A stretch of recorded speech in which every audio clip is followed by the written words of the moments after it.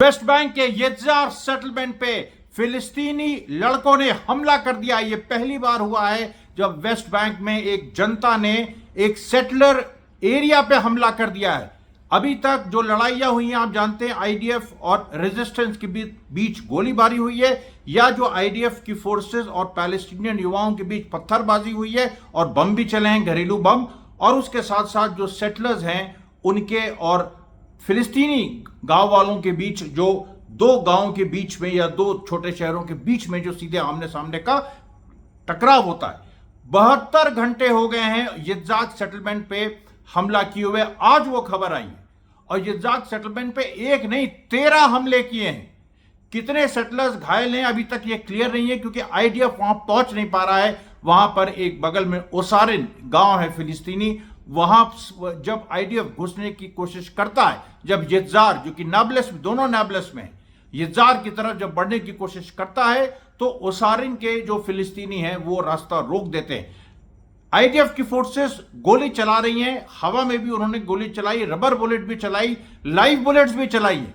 लेकिन सवाल यह है कि जब सेटलर्स पे सीधे हमला हो रहा है, कई सेटलर्स घायल हैं और उस स्थिति में आईडीएफ उन तक नहीं पहुंच पा रही। यह कैसे संभव है अगर आईडीएफ के अंदर कोई प्रो पैलेस्टाइन सिंपैथाइजर नहीं हो? और कुछ दिन पहले, 2 दिन पहले हमास ने यह खबर जारी की थी कि आईडीएफ में भी हमारे लोग हैं और सही वक्त पे आईडीएफ के अंदर एक बड़ा विस्फोट होगा। इस पूरे बयान को या इस पूरे घटनाक्रम को, क्योंकि वेस्ट बैंक में आज और भी बहुत सारी घटनाएं हुई हैं, सिमिलर घटना में, हमले की नहीं लेकिन रेजिस्टेंस की, संघर्ष की, जनता के संघर्ष की।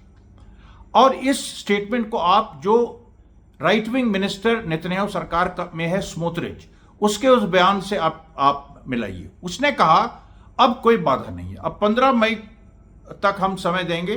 ट्रंप आ रहा है, अगर ट्रंप के आने तक, मतलब ट्रंप जो वेस्ट एशिया मिडिल ईस्ट आ रहा है, ट्रंप के आने तक समझौता नहीं होता है तो गाजा पे पूरा इजराइल का कब्जा होगा।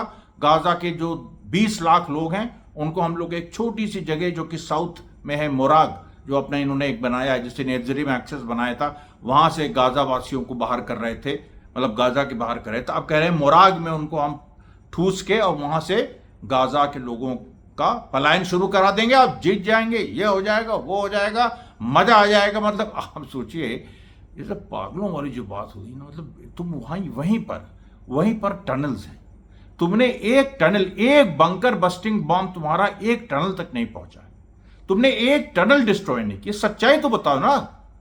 और तुम वहां पर कम से कम 30 से 40 हजार हमास फाइटर्स हैं, और हमास और पैलेस्टीन रेजिस्टेंस और बाकी फैक्शन मिला के किसी को पता नहीं कितने हैं, कितनी सुरंगें ये भी नहीं पता।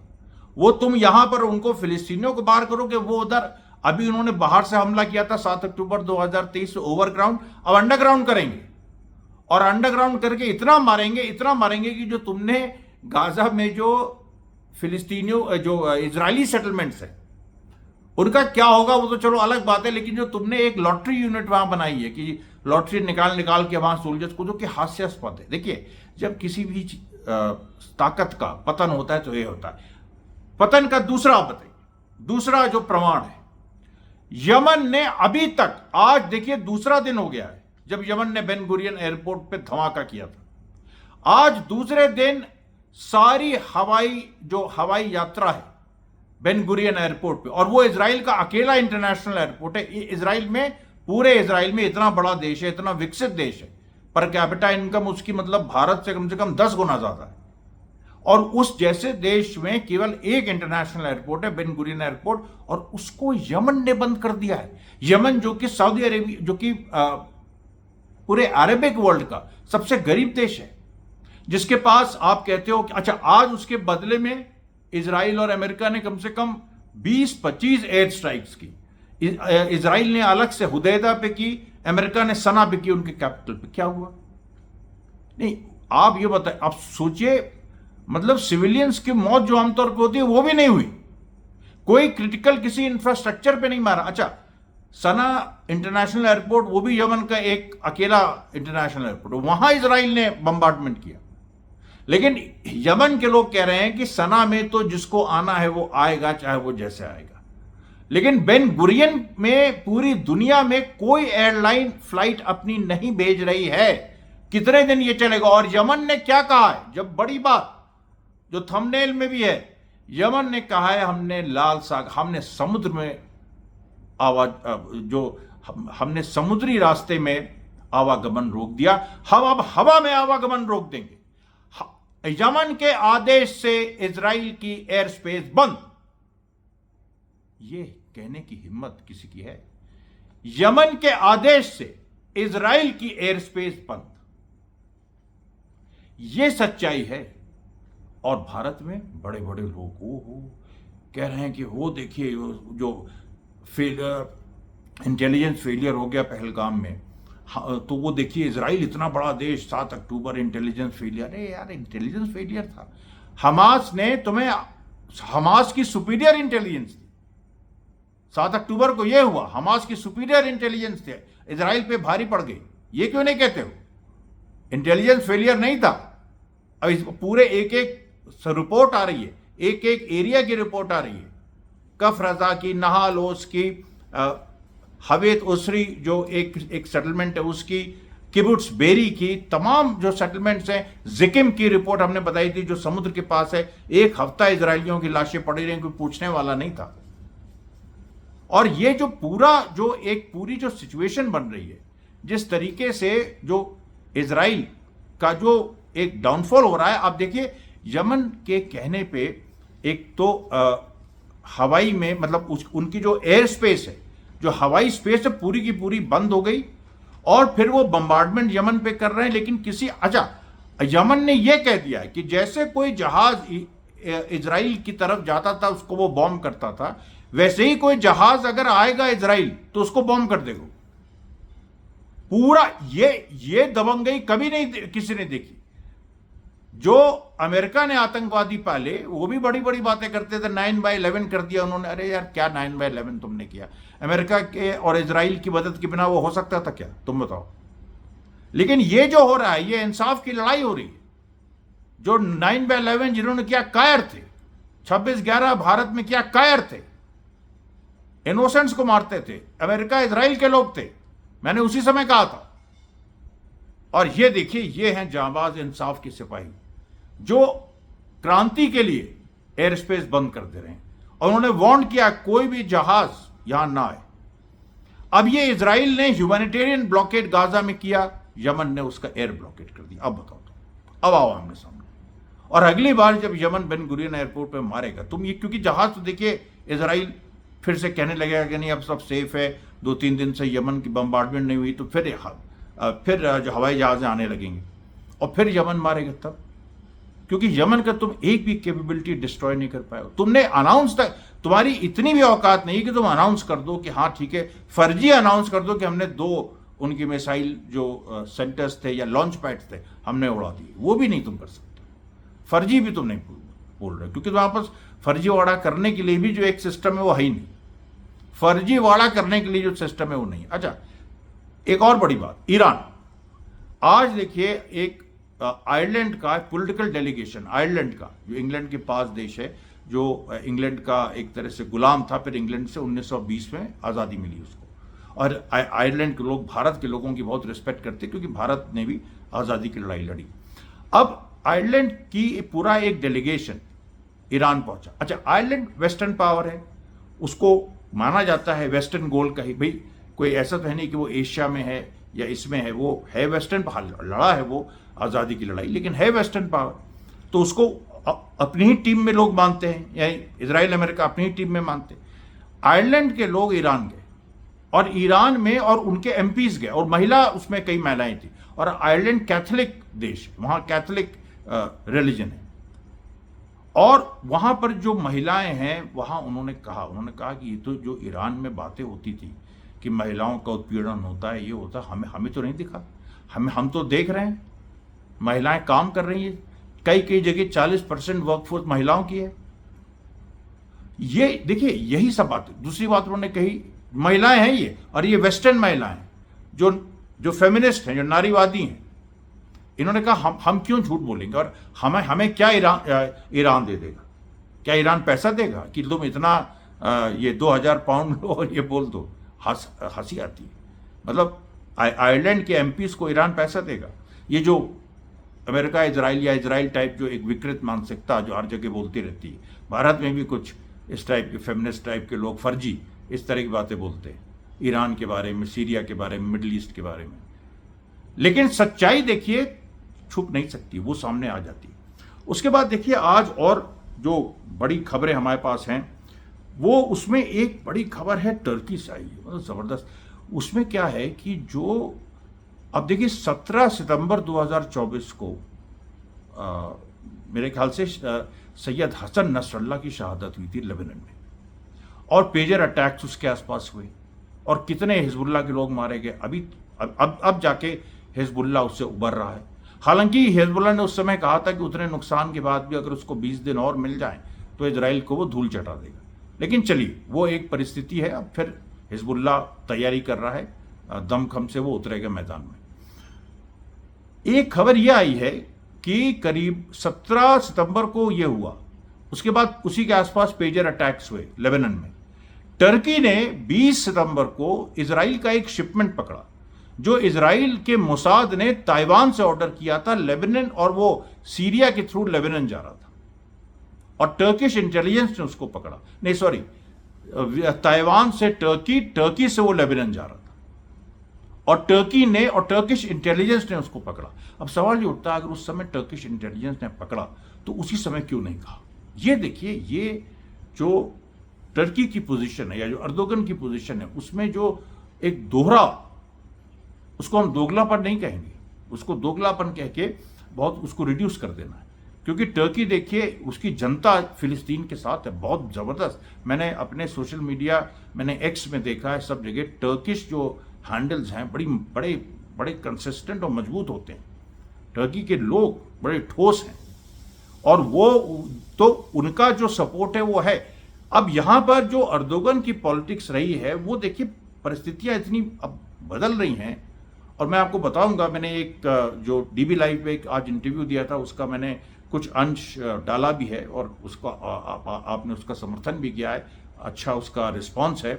तो उसमें भी मैंने कहा था कि टर्की देखिए किस तरीके से इंडो पाक जो पूरी सिचुएशन है साउथ एशिया में, वहाँ भी टर्की का एक इंटरवेंशन हो रहा है। अब लोग कह रहे हैं किसकी तरफ से, उसकी तरफ से, लेकिन वो चलिए एक दूसरा इशू जिसको मैं बीच में एड्रेस करूंगा। अभी जो पूरी बात है कि टर्की जो है, देखिए अभी जो ये बात सामने आई है उस समय नहीं आई, अभी जो सामने आई है, तो इसका मतलब ये है कि लेबनान में और बहुत बड़ा हमला, हिजबुल्लाह का नुकसान हो सकता था। आप सोचिए टर्की ने जो पकड़े हैं उनको अगर वो नहीं पकड़ता और उनको मतलब वो पहुंच जाते, और कर सकता था टर्की का तो दोनों तरफ रहा है गेम, लेकिन टर्की ने पकड़े और उससे लेबनान में बड़ी तबाही रुक गई और बहुत सारे हिजबुल्लाह के लोग मारे जाते। अब ये जो सारी चीजें हैं, अब इसमें कोई ये भी पहलू हो सकता है, क्योंकि देखिए इसमें ये कभी बिल्कुल क्लियर पिक्चर तो पता नहीं, कोई किताब लिखे इस पर कुछ हो आगे, लेकिन ये भी हो सकता है अर्दोगन की मर्जी के खिलाफ ये हुआ, या उसको पता ना हो, कोई इंटेलिजेंस जो इंटेलिजेंस है, जो टर्की की इंटेलिजेंस एजेंसीज हैं, उनमें कई लोग हैं जो प्रो फिलिस्तीनी है। ये तो हर जगह, ये जब इजराइल में है, जब इजराइल में प्रो फिलिस्तीनी लोग हैं, और ईरान के लिए काम करते हुए कितने पकड़े जा चुके हैं, 30 से 40, अब तो गिनती मतलब हमने छोड़ दी है। तो टर्की में तो होंगे, तो हो सकता है उन लोगों ने किया हो, और अर्दोगन की नाक के नीचे उसको आज उन्होंने एक्सपोज भी कर दिया। इसका मतलब है कि अर्दोगन या तो चाह रहा था ये बात सामने आए, नहीं चाह रहा था, तो अर्दोगन के साथ एक बड़ा हिस्सा है जो फिलिस्तीन रेजिस्टेंस के साथ है, जो कि सच्चाई है, और वो उसने इस चीज को बाहर किया। उसके बाद देखिए जो गाजा में आज करीब 48 सिविलियंस को शहीद किया इजराइल ने, और जो वेस्ट बैंक में जिस तरीके से पूरी एक सिचुएशन बन रही है, जो मैंने बताया कई सेटलर्स वहां पर घायल हैं, तो वेस्ट बैंक में भी तुलकरेम में, जेनिन में कई जगह जो इनकी जो डिमोलिश करने की योजना थी कि हम डिमोलिश कर देंगे, हम डिस्प्लेस कर देंगे, अब वही समस्या आ रही जो मैं आपसे कह रहा था कि ये सब कुछ तो कर रहे हैं, लेकिन इसका एंड रिजल्ट क्या है? अब इसने तो स्मोत्रिच ने कह दिया गाजा में तो हमारा ये है, हम गाजा कब्जा करेंगे, वहां पर 20 लाख लोगों को हम वहां से बाहर निकाल देंगे। ठीक है, तुम निकालो, देख लेंगे। अब वेस्ट बैंक में क्या है तुम्हारा? वेस्ट बैंक को तुम एनेक्स करोगे, उसको जूडिया और समारिया डिक्लेयर करोगे, जो बिब्लिकल उनके अपने सो कॉल्ड नाम है, और उनको उसको एनेक्स करके तुम कहोगे हमने बहुत बड़ी जीत हासिल कर ली।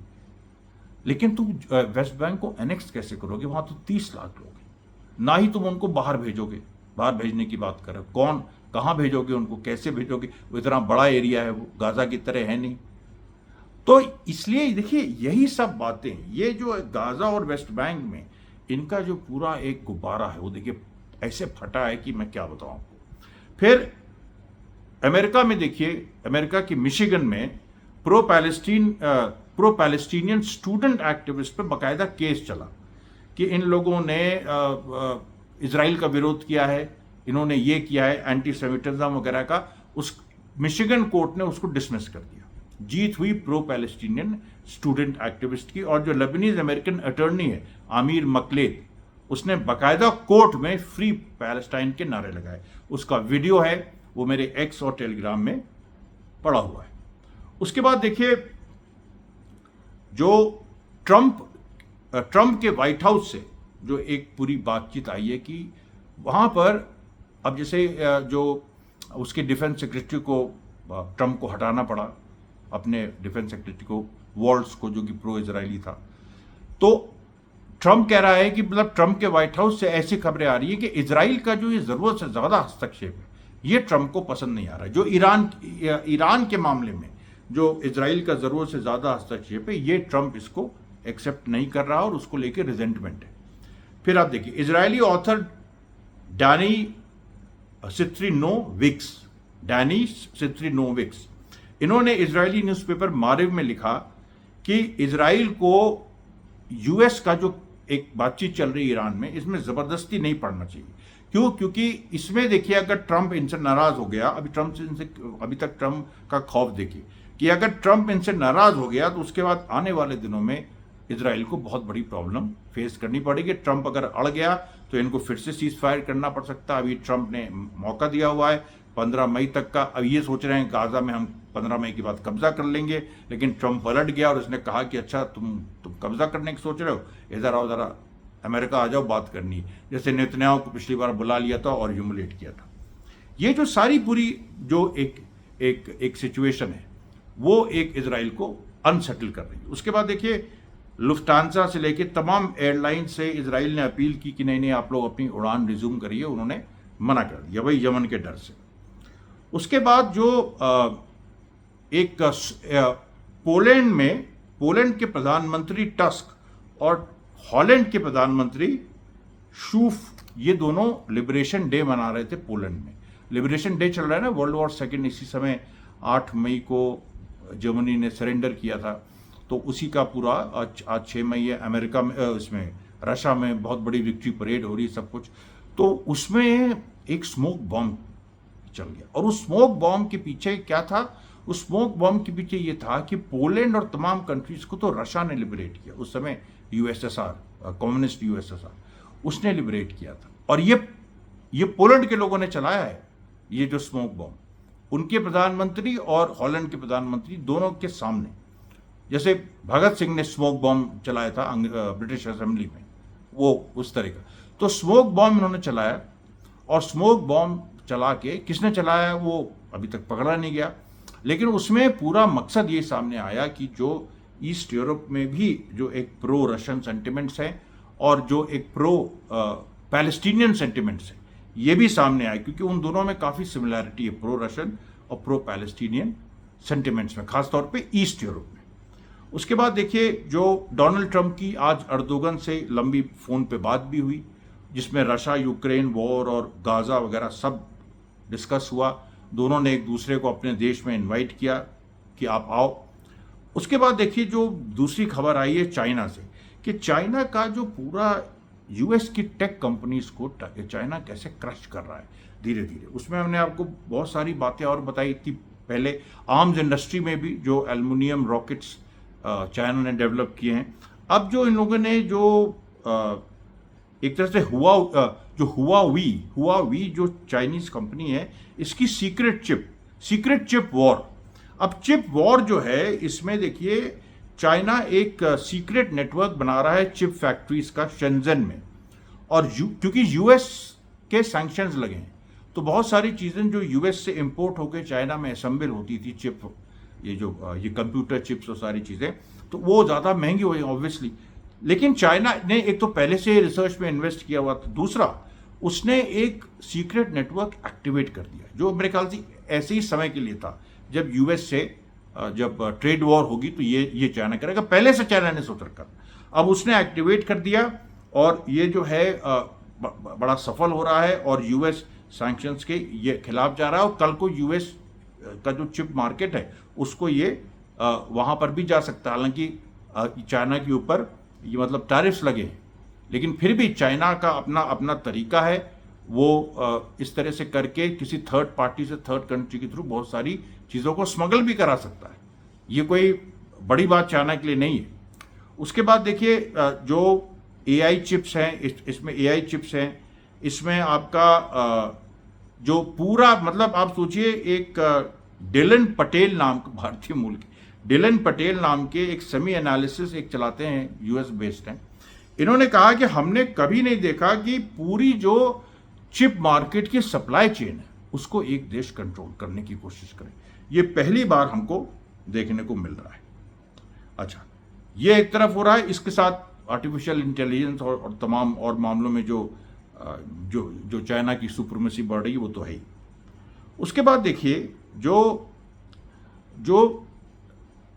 जो काम ये शुरू हुआ है, जैसे रजब हिंद को जिस आईटीएफ ऑफिसर ने मारा उसका पूरी फोटो जाहिर करना, ऐसे ही और भी राफा वगैरह के मैसाकर में कुछ जो सोल्जर्स इन्वॉल्व हैं, खासतौर पे एक सायारित गोलानी यूनिट, जो गोलानी ब्रिगेड है उसकी यूनिट के लोग, वो लोग जो हैं उसमें से कुछ लोगों की भी फोटोग्राफ्स इंटरनेशनल जो हिंद रजब फाउंडेशन है और भी इस तरह के 2-3 पैलेस्टीनियन ऑर्गेनाइजेशंस हैं, अरब ऑर्गेनाइजेशन हैं, कई देशों में, जो ऑस्ट्रिया में हैं, इधर जर्मनी में हैं, पोलैंड में हैं, नॉर्वे में हैं, ये लोग सब लोग उनके भी चित्र प्रकाशित कर रहे हैं। और इसीलिए देखिए अब मैंडेटरी हो गया है कि आईडीएफ में भर्ती होने वाला अपनी फ़ोटो ही नहीं खिंचाएगा। और मतलब आर्मी में ये मैंडेटरी है कि आई कार्ड ही मिलता है फ़ोटो पे, और वो आई कार्ड कैरी करना होता है हर सोल्जर को। हर पूरी दुनिया में ये नियम, लेकिन इजराइल उस नियम को बेंड कर रहा है क्योंकि इजराइल डर रहा है। ये बिल्कुल सीधी बात है। फिर आप देखिए जो